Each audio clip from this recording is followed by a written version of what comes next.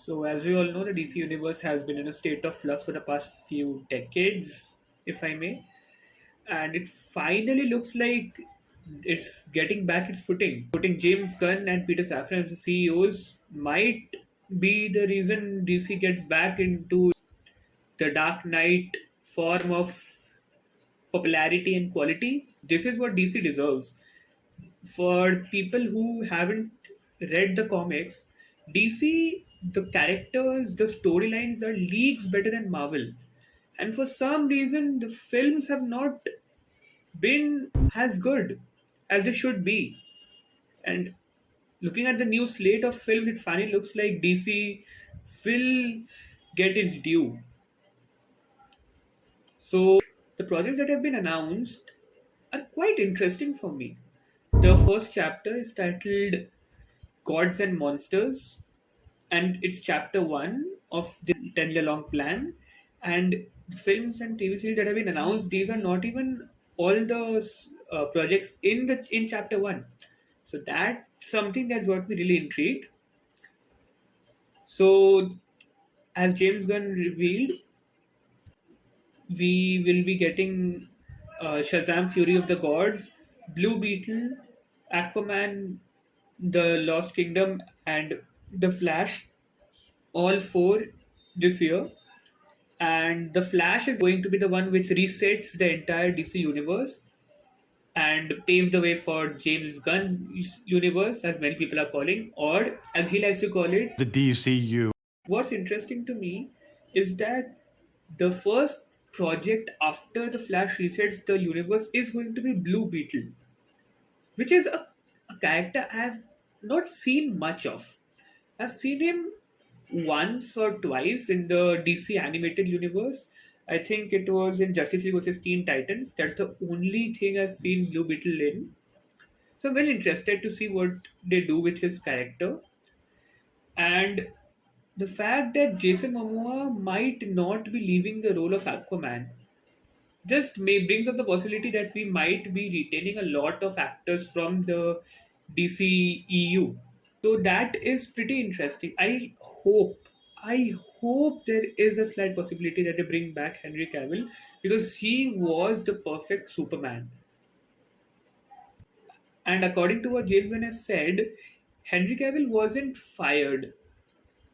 So there is high possibility they'll bring back Henry Cavill as a future version of the character or something. I just hope they bring him in. Other actors I want to continue playing characters in the DCEU are Margot Robbie as Harley Quinn. I know this might be a controversial opinion because a lot of people are surprisingly do not like Margot Robbie's take as Harley Quinn, but I have always liked her character and the performance. I would like to see a little more of her backstory than we got in a DCU, but I hope she continues playing the character. Other actors I would like for them to continue on with are Zachary Levi as Shazam and Gal Gadot as Wonder Woman. And this might be asking too much, but I hope they keep Dwayne Johnson as Black Adam. He was really, really good in the film. So, okay, I've gone on and on about characters and actors. So, let me check out a couple of the projects that they've announced. So, according to what James Gunn said, they'll be starting off with this animated feature called Creature Commandos. Now, this is very interesting because I've never heard of this team before. From the looks of it, they have the character of Weasel from the Suicide Squad in here. I, or at least it looks like Weasel from this photo here. And from what I've heard, that this character right here is Rick Flag's father, which is going to be a very interesting character since we have already seen Rick Flag in both Suicide Squad and The Suicide Squad, the 2016 one and the 2021. The DC universe is weird. Yeah, so Creature Commandos, this is a team that consists of monstrous heroes, and this is going to be set before the era of superheroes, so this is going to be in the past. So I'm very intrigued to see where they go with this. This is James Gunn, who's written and directed all of the episodes. So that's fascinating for me because I really liked what he did with both Peacemaker and the Suicide Squad. So I'm intrigued about this show. Then we have Waller, which is going to be a TV series that's going to feature Viola Davis as Amanda Waller, who this I might be in the minority here, but I really like Viola Davis's take on Amanda Waller, and I feel she's not given enough credit for playing her role in 4 to 5 different films now. She's really good, really good in the role, and I would definitely want her to continue playing the role, and I'm glad she is. And the fact that they're bringing the writers from Watchmen and Doom Patrol. I haven't seen Doom Patrol, but I have heard only good things about the show, and I've definitely watched Watchmen, which is, in my opinion, one of the best comic book films out there. And since the show is basically about her teaming up with the characters from Peacemaker, I'm really excited to see. I hope they bring back the characters of Peacemaker and Vigilante because I really like those two characters from the show. We next have Superman Legacy, which is going to be the first official entry in this new DC universe. This is going to be a younger version of Superman, him coming to terms with his power and everything. And this is written by James Gunn. We still don't know who the director is, but there's a huge possibility he's the one who's directing. We don't know yet. There's a huge possibility, and it's going to release on July 11, 2025. And this is going to be apparently a new younger actor, which is going to be interesting. So the next thing they announced was the big premiere HBO television series called Lanterns. which is something I've really wanted for a long time. DC has only put out one Green Lantern film in the past, and that was Ah, green! Wow. I know, right? no. Ryan Reynolds, you're really good, but I just do not like your Green Lantern film. I hope they do justice to Hal Jordan here. Hal Jordan is one of those classic DC characters who just fits the mold of a superhero. And then we have this new Green Lantern, John Stewart. As someone who as a kid saw the entirety of Justice League Unlimited and Justice League, the TV shows, I really liked the character of John Stewart. So I'm interested to see what they do with him. I'm glad that they're bringing the focus on both of these characters because they both deserve their due on screen.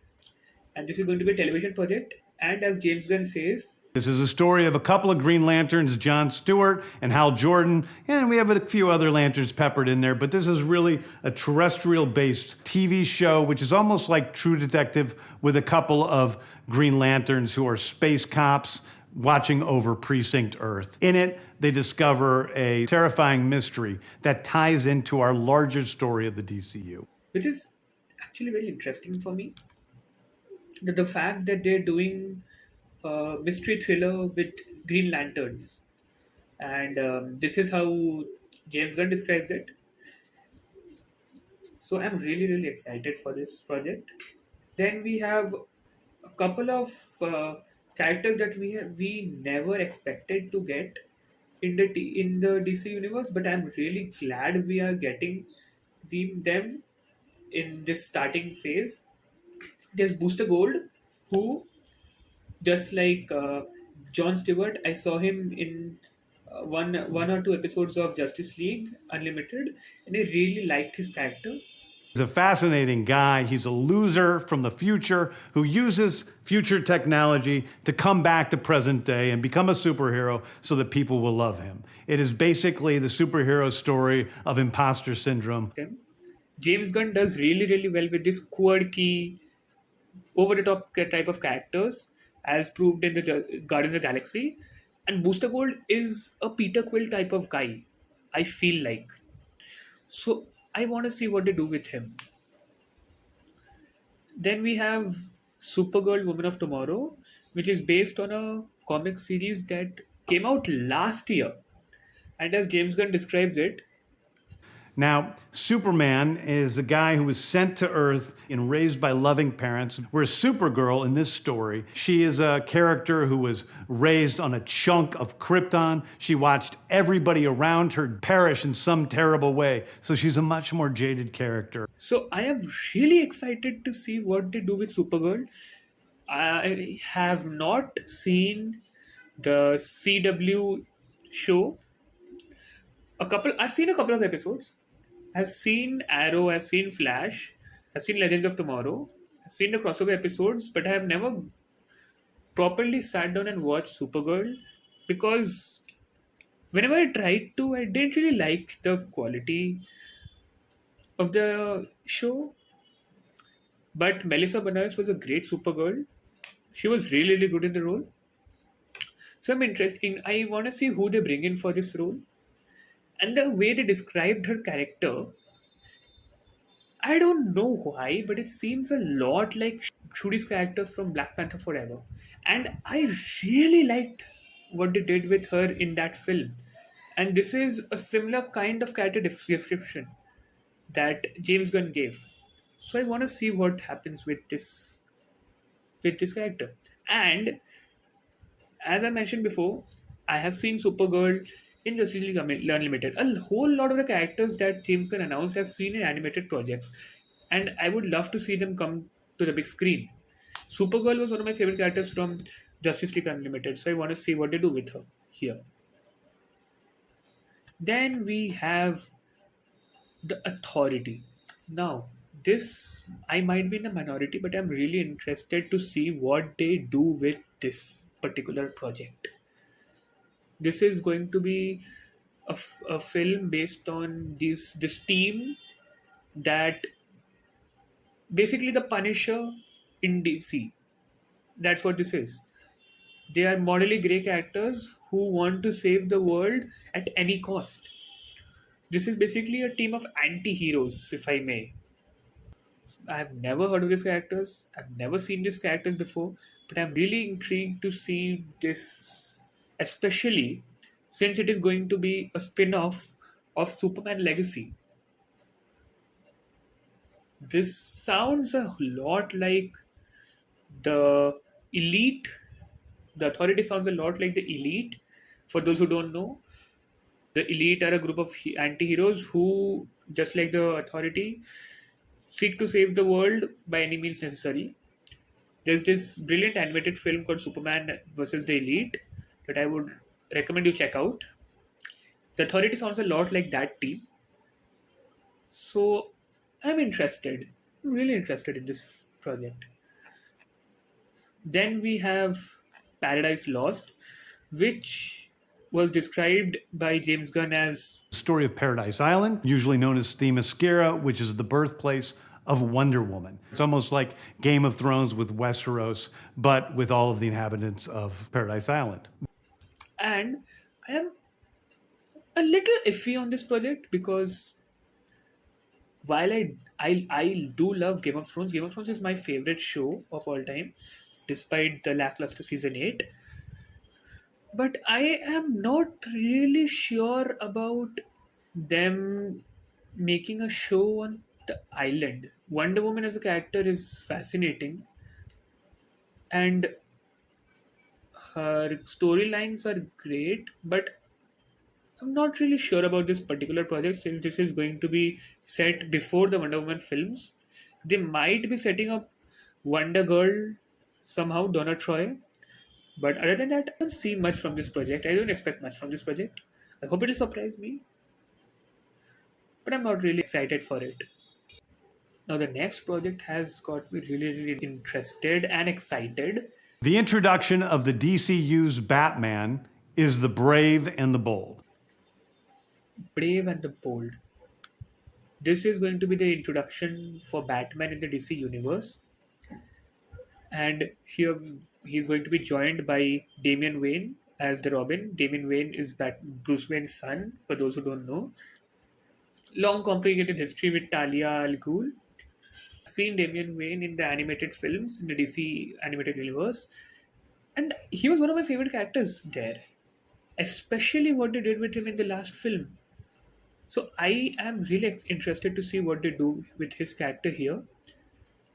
And since they announced that projects like the Joker, Matrix Batman, and Teen Titans Go are going to be part of the DC Elseworlds, it will be really interesting to see two different versions of Batman running around. Robert Pattinson's version, which I really, really love, and this version. And last, we have Swamp Thing. This is going to be bringing in the supernatural element for the DC universe, probably setting up the Justice League Dark. And this has been described as A very dark horror story in the origins of the monster who is Swamp Thing. And although it's totally outside of the rest of the DCU, it will still feed into the rest of the stories. which is something very appealing to me.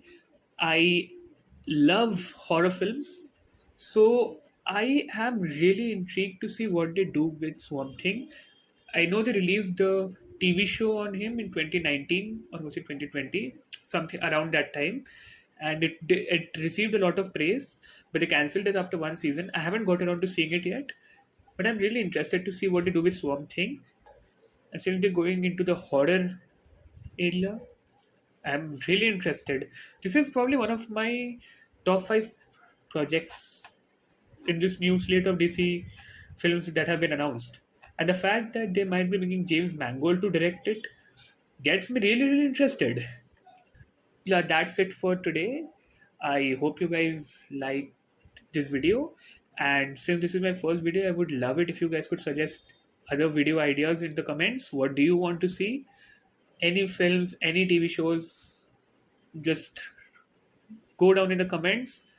Do tell me what you think of the announced DC slate films and TV shows, and what are you looking forward to?